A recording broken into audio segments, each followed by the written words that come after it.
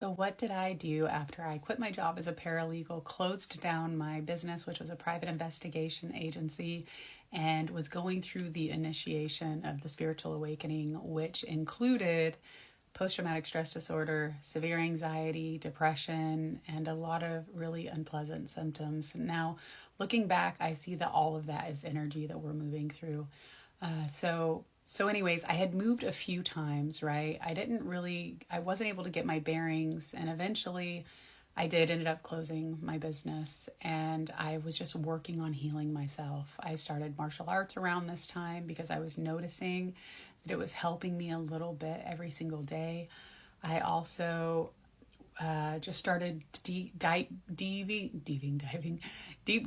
into literature and learning about energy and learning about how chakras worked and how basically everything works. My mind was going through these continuous episodes of being blown by all of the information that I was receiving and learning, the downloads, etc., while I was processing all of this energy. And so eventually I ended up moving in with my mom for a few different reasons, but the main reason was I didn't know what else to do. I moved in with my mom for 6 months. I was completely lost and scared. I was terrified. I could not see myself going back to a 9 to 5 job.